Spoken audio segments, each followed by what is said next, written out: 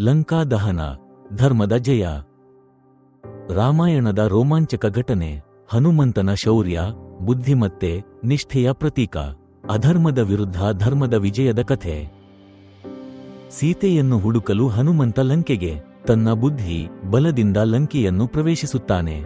ಚಿಕ್ಕ ರೂಪ ಧರಿಸಿ ಯಾರಿಗೂ ಕಾಣದಂತೆ ನಗರ ವೀಕ್ಷಿಸುತ್ತಾನೆ. ಲಂಕೆಯ ಭವ್ಯತೆ, ಅರಮನೆಗಳು, ರಾವಣನ ಐಶ್ವರ್ಯ ಕಂಡು ಬೆರಗಾಗುತ್ತಾನೆ. ಅಶೋಕವನದಲ್ಲಿ ದುಃಖಿತ ಸೀತೆಯನ್ನು ಕಾಣುತ್ತಾನೆ. ರಾಮನ ಸಂದೇಶ ತಲುಪಿಸಿ ಧೈರ್ಯ ತುಂಬುತ್ತಾನೆ. ರಾಮನ ಮುದ್ರಿಕೆ ನೀಡಿ ನಂಬಿಕೆ ಮೂಡಿಸುತ್ತಾನೆ.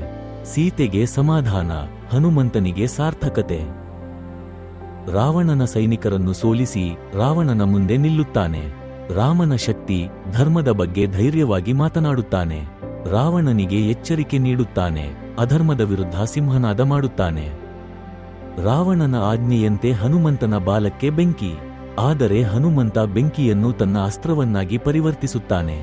ಅಧರ್ಮದ ವಿರುದ್ಧ ಹೋರಾಡಲು ಸನ್ನದ್ಧನಾಗುತ್ತಾನೆ. ಬೆಂಕಿಯಿಟ್ಟ ಬಾಲದಿಂದ ಲಂಕೆಗೆ ಬೆಂಕಿ ಹಚ್ಚುತ್ತಾನೆ. ರಾಜಮನೆ, ದೇಗುಲ, ಗೃಹಗಳು ಭಸ್ಮವಾಗುತ್ತವೆ. ಲಂಕೆಯಲ್ಲಿ ಭಯದ ವಾತಾವರಣ ಸೃಷ್ಟಿಯಾಗುತ್ತದೆ. ಅಧರ್ಮದ ಸಾಮ್ರಾಜ್ಯಕ್ಕೆ ನಡುಕ ಹುಟ್ಟಿಸುತ್ತಾನೆ. ಸೀತೆಗೆ ವಿಜಯದ ಸುದ್ದಿ ತಿಳಿಸಿ ರಾಮನ ಬಳಿಗೆ ಹಿಂತಿರುಗುತ್ತಾನೆ. ಲಂಕಾ ದಹನದ ಕಥೆಯನ್ನು ರಾಮನಿಗೆ ಹೇಳುತ್ತಾನೆ. ರಾಮನಿಗೆ ಸಂತೋಷ, ಹನುಮಂತನಿಗೆ ಕೀರ್ತಿ. ಲಂಕಾ ದಹನ ಕೇವಲ ಕಥೆಯಲ್ಲ, ಇದು ಧರ್ಮದ ವಿಜಯದ ಸಂಕೇತ.